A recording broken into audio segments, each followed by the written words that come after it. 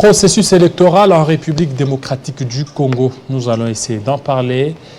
Est-ce que, avec la dernière sortie médiatique du président Kadima, les élections sont-elles possibles en RDC? Monsieur John Mbombo, bienvenue à vous. Merci. Vous vous préparez pour les élections? Oui. Votre parti est prêt? Oui. Alliance démocrate pour le progrès, prête pour les élections. ADP? ADP, oui. Vous n'êtes pas d'ensemble? Non, ADP c'est un parti à part entière. Oui. Qui est dans l'Union sacrée, qui a C'est qui l'autorité morale? C'est Christophe Lutundula, l'actuel VP. Mais à un certain temps, il était entré dans l'ensemble, non? Non, tous les présidents des différents partis ont fusionné d'ensemble. Non, il faut qu'on fasse le distinguo entre Ensemble pour la République et l'Ensemble pour le changement. Ensemble pour le changement, c'était une plateforme, je dirais, de facto, parce qu'il était dépourvu de personnalité juridique.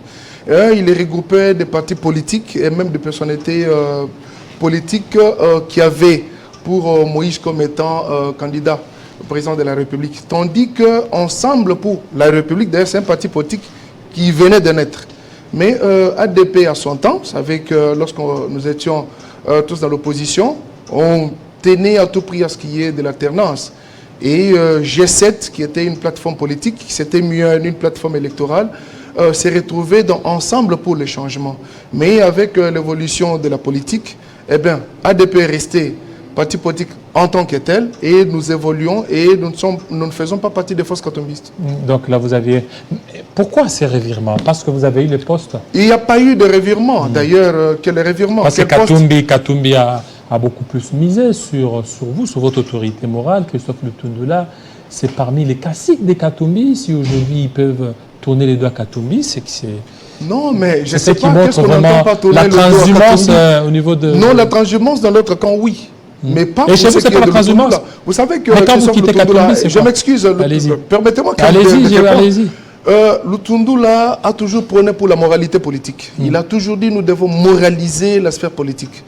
Et lorsqu'on parle de la transhumance, c'est lorsqu'on est du côté de M. X et l'on s'est dit qu'on porte son virus, comme on a vu des déclarations qui ont été faites par telle ou telle autre personnalité. Mais Lutundula ne l'a jamais dit. Et je sais que les gens ont toujours cherché à créer, n'est-ce pas, de conflits artificiels. Non, nous disons que ADP a existé depuis très longtemps, depuis 1998, sous le label de MSDD. Nous avons évolué et cette fois-là, on combattait le régime passé. Parce que nous, on tenait modicus à ce qu'il y ait alternance. Et nous avions pris l'actuel président de l'Ensemble pour la République comme étant candidat de l'ADP. Mais voilà que la donne politique a changé. La donne politique, c'est Tshisekedi. Oui, naturellement, c'est lui. Et aujourd'hui, s'il y a eu élection, vous allez toujours continuer, s'il y a élection et que quelqu'un d'autre passé, continuerez-vous seulement à soutenir Tshisekedi ou bien la donne, ça va encore changer? Nous vous disons parce qu'on a vu Lutundula qui a été... Vous allez continuer, continuer. On a vu Christophe Lutundula qui était du côté de la mouvance présidentielle à l'époque. D'ailleurs, c'est lui qui était même l'initiateur d'un seul tour des élections. C'est faux. C'est faux. L'histoire doit être connue de tout le monde. C'est pas Lutundula? C'est pas lui. Lutundula, je vous dis. Ah bon, allez-y. Informez-nous alors. D'ailleurs, Lutundula s'est inspiré de la jurisprudence. C'est, je crois, Sénégal et d'autres pays. Et pour qu'on puisse s'ancrer, comprendre ce qui a été de la jurisprudence, que ce soit une disposition constitutionnelle. Ça veut dire quoi? On a vu qu'il y a eu un décalage entre le premier et le deuxième tour. La Constitution voudrait que dans le temps, toujours qu'on organise le deuxième tour. Et la CEI, à son temps, était dans l'impossibilité de pouvoir organiser le deuxième tour dans le temps qui a été préconisé par la Constitution. La Cour suprême, à son temps, a pris une jurisprudence qui voudrait qu'on puisse aller au-delà plutôt du délai de 30 jours. Lutundula a voulu que cette jurisprudence ne soit pas simplement jurisprudence, de la Cour suprême de justice. Oui, de l'époque. Oui, parce qu'on était devant une fatalité où l'on ne pouvait pas organiser les élections dans les 30 jours selon la volonté de la Constitution. Je vous dis bien, nous savons que l'exercice parlementaire voudrait que lorsque une proposition de loi a été faite par un député et qu'elle est inscrite dans le livre bleu, elle cesse de lui appartenir. moi je dirais c'était une lucarne. Si vous demandez aujourd'hui à Aubin Minakou, j'estime que dans sa sincérité, il vous dira que Christophe Lutundula n'est pas initiateur du premier tour. Mais c'est lui qui a porté ça d'ailleurs. Non, je dis, c'est comme actuellement, lorsqu'on a parlé de la loi sur la CEI, la CEI bien entendu, qui faisait à ce que Lutundula s'est retrouvé avec les 13. Les 13 parlementaires. Les 13 parlementaires. Le G13. Le G13. Lui a porté, mais ce qui s'est passé, nous ne disons pas que c'est le fond que Lutundula a Mais porté. le visage qu'on a vu, la personne qui a été mise en évidence, c'était Je parle sous Lutundula. le contrôle de l'honorable Aubin Minakou.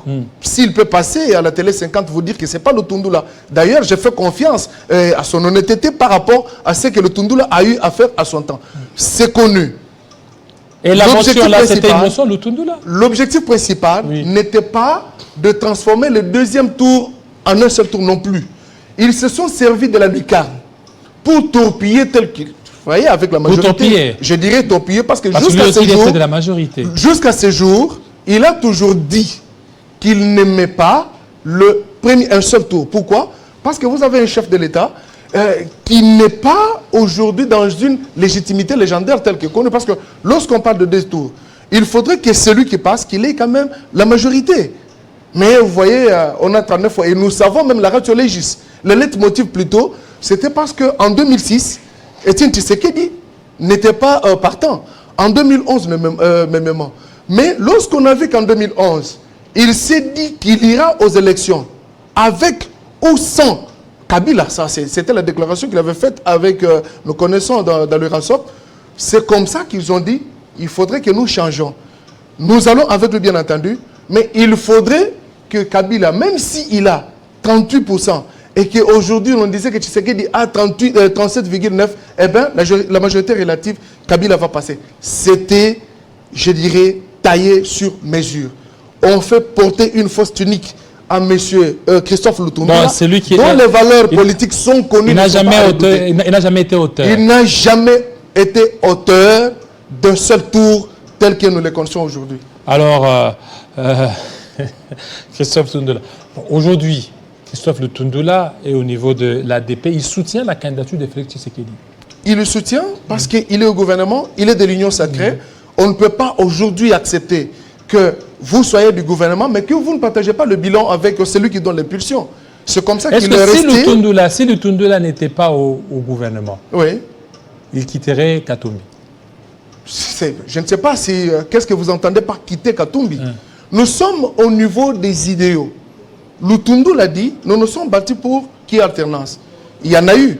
Lorsque nous n'étions pas dans les affaires, l'on disait que nous pouvons faire l'opposition républicaine en donnant des idées parce que celui qui est là, il incarne la volonté de l'opposition, qui ignore que Lutundula était à côté de Tshisekedi. D'ailleurs, vous savez qu'au dialogue de Saint-Sylvestre, c'est lui qui était même l'adjoint parce qu'à chaque fois que Tshisekedi à son temps pouvait connaître un empêchement, c'est lui qui conduisait la délégation.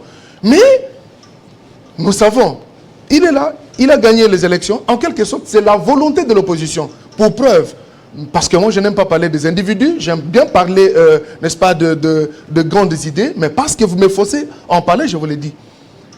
Vous savez qu'aujourd'hui, lorsqu'on voulait organiser les élections en 2018, M. Moïse Katumbi n'était pas partant. Il a été empêché.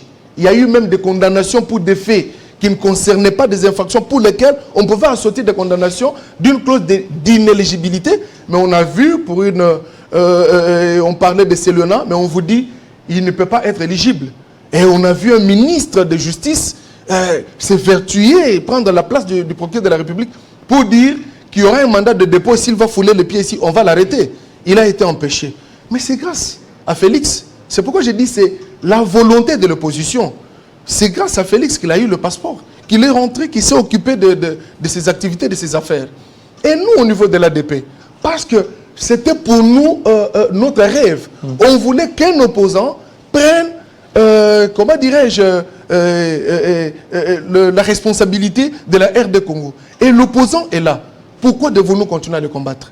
C'est pourquoi nous nous disons, Et pourquoi au vous niveau de ne- l'ADP, Mais pourquoi au niveau de l'ADP, parce que nous parlons de Lutundula aussi, Oui. la même sorte, hein, parce que c'est lui l'autorité morale, Moïse Katumbi il aime bien qu'on il a l'appelle crié. leader du parti qui est autorité morale. Voilà, il a crié, il a dit que son passeport était détenu, parce que jusque-là, il n'arrivait pas peut-être à se déplacer, mais il fallait que ADP puisse, en fait, que l'autorité morale de l'ADP puisse peser de son poids afin qu'il récupère son passeport. Mais pourquoi vous n'avez Ça, pas c'est joué vous qui l'apprenez, vous me l'apprenez ici. Mais moi, je Donc, dis, vous n'êtes pas au courant. c'était pas que le Tundula devait peser de tout son poids pour qu'il ait son passeport. mais parce qu'il est ministre Je sais des qu'il y a des Affaires titres étrangères. journalistiques, non, c'est pas ça.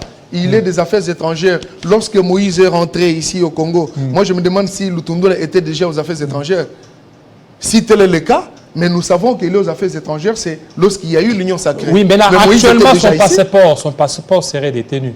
Quel passeport? Le passeport de C'est Katumbi. vous qui me l'apprenez. Nous apprenons comme tout le monde que vous le n'êtes passeport pas a au été courant. détenu. J'ai dit, nous apprenons comme tout le monde que le Mais passeport a été Lutundula, au détenu. niveau des affaires étrangères, l'on a appris qu'il aurait transformé son cabinet en un clan, c'est-à-dire aux gens de sa famille, les gens de Sankourou.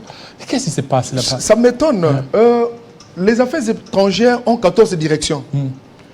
De toutes ces directions, je ne sais pas si aujourd'hui vous pouvez me donner le nom d'un seul tété là, qui est numéro 1 ou soit directeur chef de service de telle ou telle autre direction aux affaires étrangères. Vous savez, peut-être, moi je dirais, ce sont les effets peut-être d'épilepsie. D'épilepsie. Oui, ce sont des effets d'épilepsie. Aujourd'hui, je ne sais pas. C'est un journaliste qui a dénoncé. On crée, je ne sais pas, moi je ne peux pas entrer pour prêter de bretelles à quiconque. Dans des places, il peut tout dire. Mais les chiffres et les faits sont patents. Vous savez qu'aujourd'hui, Lutundula, parce qu'il est aux affaires étrangères, la diplomatie au niveau de la RDC, nous avons fait notre entrée sur le plan diplomatique et on nous respecte. Et regardez ne serait-ce que les fréquentations. Des deux, nos missions diplomatiques, depuis 1990, avaient connu des arriérés. Je vous dirais, allez-y au ministère des Finances, à Washington, nous avions 32 mois d'arriérés, 32 ans d'arriérés. 32 ans. J'ai dit 32 ans, ça a été payé. 65 ambassades et représentations diplomatiques. On a connu des arriérés, ce n'était pas payé. Et même les diplomates étaient impayés. Ils ont connu des arriérés. Aujourd'hui, arriéré zéro. Pourquoi? Parce que le Lutundula est là. Aujourd'hui, nous n'avions même pas de véhicule. Moi, je me rappelle une fois à New York, on termine la réunion. L'ambassadeur, pour ne pas les citer, qui était là à son temps, les autres ambassadeurs des autres pays prennent leur véhicule, partent. Mais le nôtre faisait semblant de causer au téléphone. Il attendait que tout le monde parte parce qu'il devait prendre le transport en commun. Il n'y avait pas de véhicule. Mais il n'y avait pas de véhicule. Aujourd'hui, avec l'impulsion de Félix Antoine Tshisekedi Tshilombo, qui a donné de la valeur à la diplomatie, nous avons des limousines. Chaque poste diplomatique a au moins 2 véhicules sur 3. Je vous dis, aujourd'hui, vous êtes journaliste d'investigation, vous pouvez investiguer. Il y a 45 représentations diplomatiques sur 65 qui ont déjà des véhicules. Et la première commande a été faite en mai 2022. Lorsqu'on dit qu'il a transformé, ça m'étonne, j'ai lu, on parlait même de passeports diplomatiques. Les fonctionnaires n'ont pas de passeports diplomatiques. Lorsque vous êtes diplomate, vous êtes géré par qui? C'est d'abord, je dirais, la direction des services généraux. Et c'est cette direction-là qui est capable de pouvoir résoudre des questions sur les passeports. Comment voulez-vous aujourd'hui? C'est vrai, ils n'ont pas de passeport diplomatique. Si on peut imaginer, je vais par la règle de 3 simples. Allez-y. Les véhicules qui étaient difficiles à pouvoir payer et doter, si nous sommes parvenus à le faire, à fortiori un passeport diplomatique, comment voulez-vous aujourd'hui envoyer un diplomate en poste qui n'a pas de passeport diplomatique? C'est grave. Et je vous informe, nous n'avons jamais connu cette vague d'envoi en poste, comme nous l'avons connu sous l'égide de Félix Antoine Tshisekedi, qui a donné l'impulsion exécutée par le Lutundula. Aujourd'hui, vous savez, aux affaires étrangères, pour aller en poste, ça se faisait clandestinement. Je suis avec vous, mais vous apprenez que demain, je suis allé en poste. Mais actuellement, beaucoup sont allés, et ils sont allés avec les frais d'émission. Ceux qui rentrent, parce qu'on a respecté le principe des 4 ans, ceux qui sont rentrés, il n'y a aucun diplomate qui est rentré en RD Congo avec des arriérés.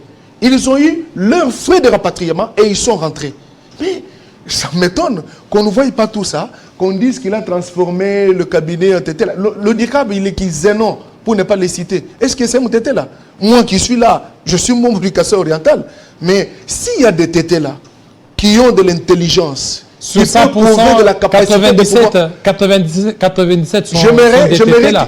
Peut-être l'exception est faite à vous, chez on vous. ne donne pas crédit à Chez tout ce vous. qu'il est. Je ne veux pas donner de l'importance à... Même le pénétrer, passeport de $99, il y a les gens qui achètent ça à 170, 150 voilà. dollars. Je pense que dans l'un de mes tweets, j'ai eu à dire ça. J'ai eu à vivre cela. Un compatriote qui arrive aux affaires étrangères, parce qu'il devait voyager, il dit « Je dois voyager dans 3 jours ». Et il appelle des commissionnaires. On a mis fin à ce système-là des commissions aux affaires étrangères. C'est ce qu'on avait trouvé. Mais on doit saluer, on a mis fin. Il voit quelqu'un dit « Non, je dois aller vite ». On dit « Le passeport, allez-y à l'une des agences de Sophie Bank, payez votre formulaire, allez-y à l'ANR, vous alignez. » Mais qu'est-ce que nos compatriotes font? Ils sont pressés. « Non, j'aimerais vraiment... qu'on me fasse passer, parce que je suis très pressé, je suis prêt à pouvoir débourser autant. » Celui-là, parce que moi, je suis témoin, il débourse son argent, il donne à des commissionnaires, mais le soir, il est premier à faire le tweet. Le passeport aux affaires étrangères, c'est 120 $. J'ai dit, mais moi, j'étais avec vous. Je vous ai vu en train de courtiser les soi-disant commissionnaires en leur proposant plus pour que vous puissiez passer. Ils partent à l'ANR, faites la queue, attendez tout le monde. Non, moi, je suis pressé. Je suis prêt à donner autant pour que je passe en premier. Mais c'est vous-même qui êtes à la base. Et ceux qui donnent le 99, là, ça traîne, ça prend du temps. Allez-y en France. Hein? Lorsque vous payez... S'ils payent à 99 $, c'est que d'abord la capture, il faut donner ça, tout ça. Je parle sous contrôle de ceux qui ont une double nationalité. Ceux qui sont à Paris, en France, qui m'écoutent en ce moment-ci. Lorsque vous allez solliciter, même à Bruxelles, solliciter votre passeport, vous attendez 3 semaines au minimum. Au en maximum, Belgique. 1 mois. Oui, je l'ai dit bien.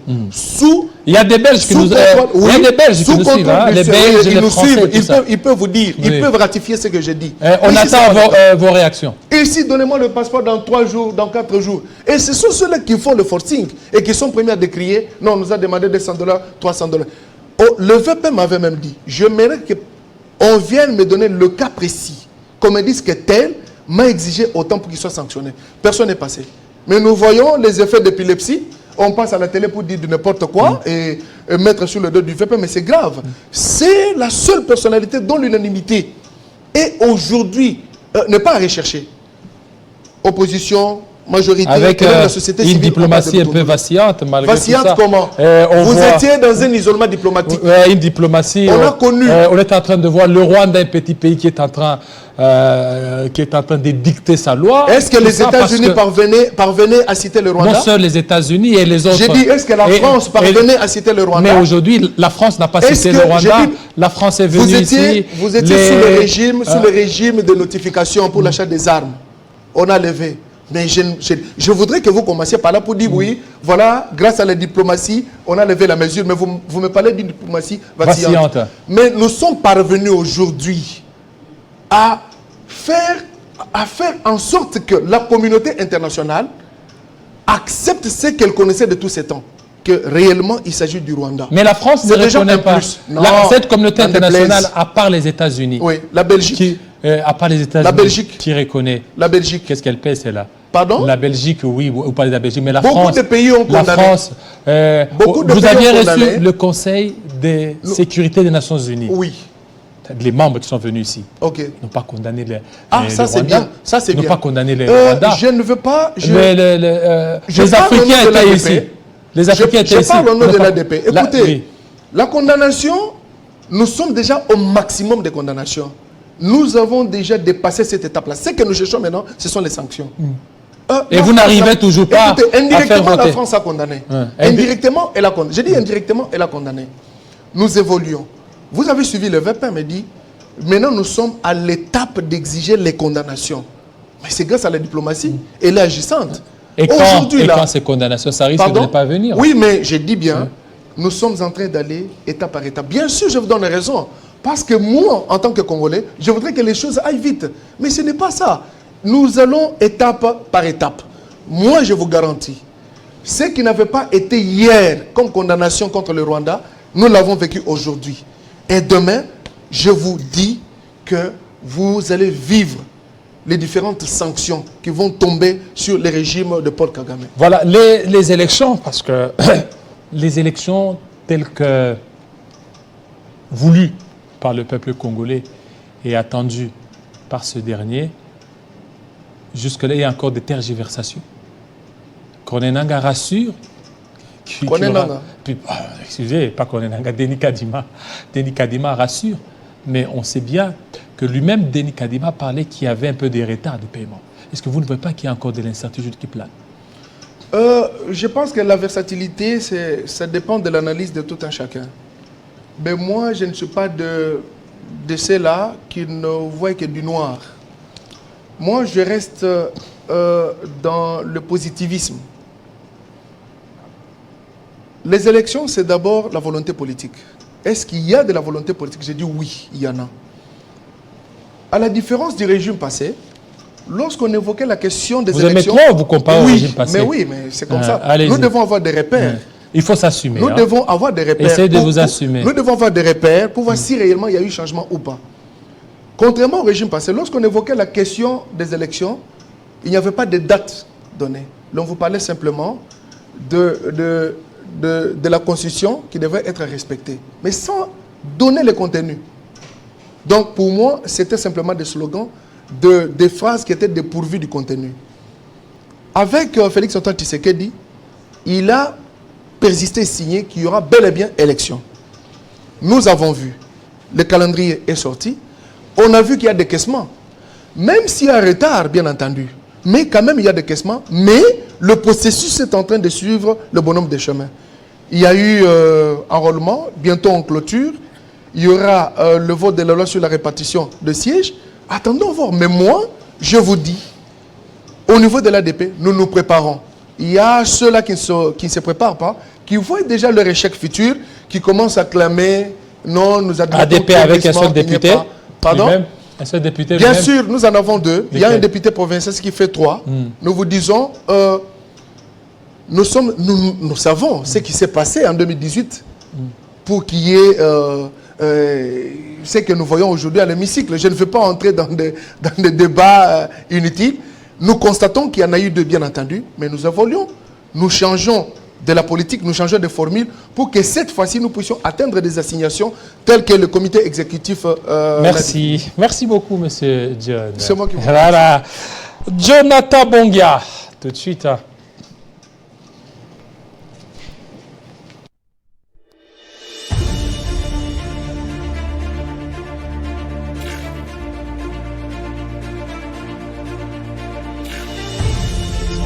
D'aggraver les conflits.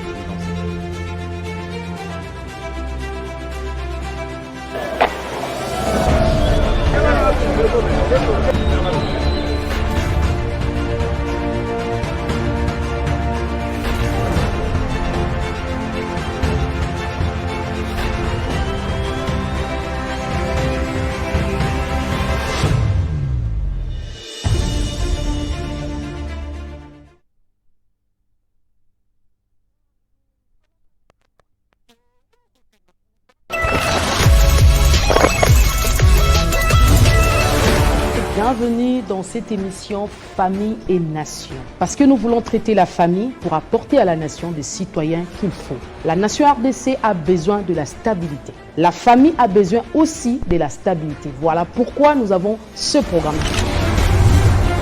Est-ce que combien parce que la femme a compris mal la vision de l'homme? Lorsque vous dites que la femme doit rester derrière pour accompagner l'homme, pas comme à la destination, au moins, on que moi, si moi, je la leader et non, non, non, non. La femme est leader par rapport à la vision de l'homme. Sinon, ceux qui m'ont banni à l'homme, moi, si à l'homme, c'est la nation et ils en ont un problème. L'homme doit aimer et la femme doit être soumise. Regarde, la soumission d'ailleurs c'est quoi? Nous sommes sous mission. La femme est sous la mission. Donc sa mission dépend à son homme. Désormais, ça sera sur Télé 50 chaque jeudi